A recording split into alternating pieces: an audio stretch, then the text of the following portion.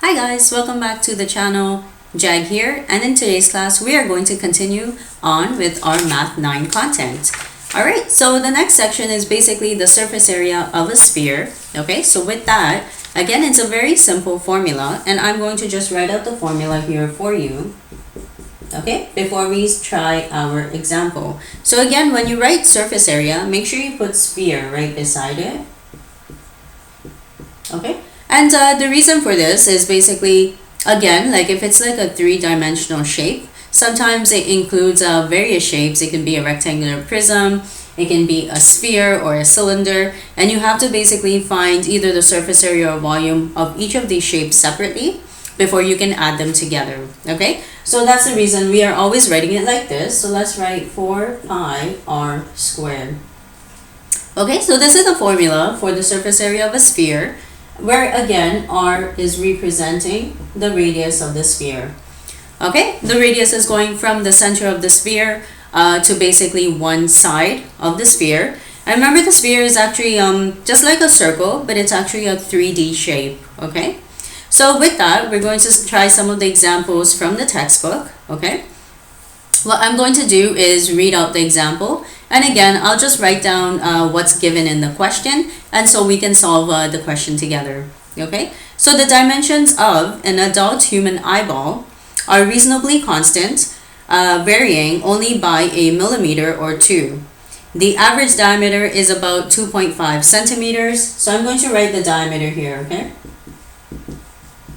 Okay, it's 2.5 centimeters. Calculate the surface area of the human eyeball to the nearest tenth of a square centimeter. And so again, when you are solving this question, it says the nearest tenth. We have to make sure that we are rounding it to one decimal place, okay?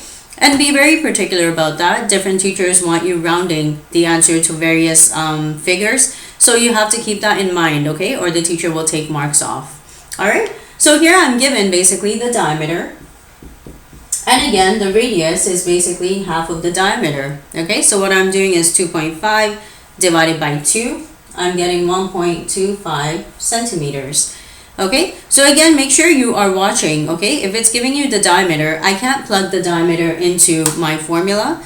Okay, I have to make sure I divide it by 2 to find out what the radius is, and then I can go ahead and use my formula here. Okay, so let's plug in the values here. So I'm going to put 4 times 3.14, okay, and put everything in brackets, okay, when you're solving. And the radius is 1.25, and I want to make sure I am squaring it, okay? So I'm going to put this in my calculator. Again, 1.25 times 1.25, okay? So it's not 1.25 times 2. Make sure you square it as an exponent. Times 3.14. And then you're going to multiply it by 4, okay? So if I round this to the nearest tenth of a square centimeter, I'm going to put 19.6 centimeters squared, okay? And also another thing is, because these are all application questions, again, make sure you are putting a concluding sentence at the very end, okay? So my concluding sentence would be the surface area of the human eyeball is 19.6 centimeters squared, okay? Are there any questions here? All right, good. And again, so you can see it's a very simple equation, and I'm just plugging in the unknown value here. So when you solve questions with the surface area of a sphere, the only thing I really need is the radius, okay? So the teacher can't trick you here. Either the teacher will give you the radius or the diameter is given. I'm going to take the diameter and divide it by 2 and to obtain my radius, and then I'm going to just plug it into this equation. All right, so with that, let's try another example. I'm just going to take out the values, and let's leave the formula on the board, okay? So again, I'm going to read out the question. This one is slightly different. What is given here looks like the surface area of the sphere, okay? And I will have to solve for the radius, okay? So this is just, again, you're going in the other direction, okay? And I have two unknown values, okay? So I can always ask you for either of these unknowns, okay? And we can see that the 4 and the pi, in this case, are constants, okay? I'm going to read out the question one more time here. So determine the radius of a baseball that has a surface area of 215 centimeters squared round your answer to the nearest tenth of a centimeter. Okay, so the surface area is given to us here. It's 215. Okay, and I'm going to put in these values one more time. So 4 times pi, which is 3.14.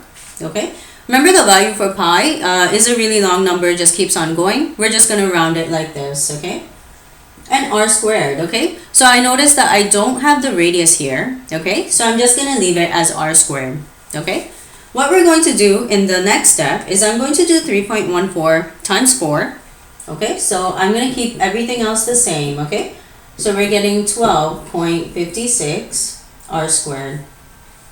Okay, so all I did here was multiply 4 times 3.14, and this is just to show you I'm doing these steps. Okay, again, if you're really good at the equations and solving it, you can just like go ahead and skip a couple of these steps. Okay, the reason I'm showing it like this is because it is a simple equation. Okay, and I can just divide on both sides by 12.56. Okay, and I'm dividing on both sides again because it is an equation. I want to make sure that it cancels out. Okay, and if I do the step like this way, I make sure I know what I'm dividing by. Sometimes students might mess up in the step here, and they might do 12.56 divided by 215. This is the wrong answer. Okay, so I make sure I always do this step in between here. So I notice my answer here for r squared, I'm going to do 215, okay, divided by 12.56. Okay, and I can see my answer here. Okay, I'm getting 17 point, let me write it properly. So 17.118. Okay, I'm going to put 3 decimals here. Okay, just so my answer is accurate at the very end for the radius. So remember, we are not done here. Okay, this is the radius squared, and what I want to do is basically take the square root. Okay, on my calculator, press that button for the square root sign. Okay, and let's write our answer here. So the radius to 1 decimal place is 4.1 centimeters. Okay, and again, make sure you are watching the units. Okay, in this case, the surface area is 215 centimeters squared. At the end, when I'm solving for the radius, we should box our answer. Okay, the radius should also be in centimeters. Make sure you don't put meters. Okay, the teacher will take off a mark for something like this, and again, that's not a mark that you want to lose, especially when you're doing the question correctly. All right, again, make sure there is a concluding sentence here. I always put therefore. Okay, so therefore the radius of the baseball is 4.1 centimeters. Okay, does everyone see how to do that question? Okay, so I can see that again, the surface area is just given, and I'm solving for the radius. Okay, don't forget to take the square root at the very end, and that's what your answer for the radius will be. Okay, with that, let's try one more question, and this one looks like it's similar to this example that we did. Okay, I'm going to keep again the formula, okay, on the board. Okay, let me read the question out loud, okay? And see if you can try and solve that on your own, okay? And then as we're doing it on the board, make sure you are getting the same answer, okay? So, a sphere has a surface area of 42.5 meters squared. So let's put that in here. So it's 42.5. Again, notice the units here is in meters squared, okay? Find its radius to the nearest tenth of a meter. So again, we're looking at our formula here. Okay, I'm going to put 4 times the 3.14. I'm looking for the radius. Okay, so I'm going to put just radius squared. Does everyone see that? I always make sure I show this step in between. Okay, teachers are looking for this. Even before you sub any of the values in, you have to make sure you are writing the formula. Okay, some teachers will take off a mark. And if you write down the formula, I can always go back and check my answer and make sure that I'm using the correct formula. Okay, again, the teacher will provide all the formulas for the unit test as well as the EQAO. And again, you can go online into Google and just write basically the formula sheet PDF EQAO, and it will show you the exact formula sheet they will be providing on the test. All right, so again, I'm going to keep the 42.5 the same here. Okay, and we're doing 3.14 times 4, okay? What you should notice here, so I'm going to write down the 12.56, okay? I noticed that this is actually a constant, and the reason for this is the 4 and the pi in this equation are a constant, okay? So it's always going to be 12.56 on the right side of the equation. Okay, so that's a good way for you to actually check your answer, okay? And again, I notice I'm always going to be dividing by 12.56, okay? The reason I'm doing it on both sides is I don't want to change the equation, okay? So I'm going to cancel out the 12.56 here, all right? The r squared equals, and I don't need to rewrite this, I'm just going to put this in my calculator. So I'm doing 42.5 divided by 12.56, okay? And you can see that the number is kind of small, okay? So I'm getting 3.384 is what we're going to round that to, okay? And again, I'm keeping 3 decimal places here. I'm going to take the square root on my calculator. So just click on the square root sign.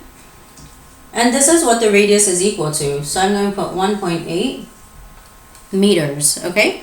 Again, the sphere has a surface area of 42.5 meters squared, okay?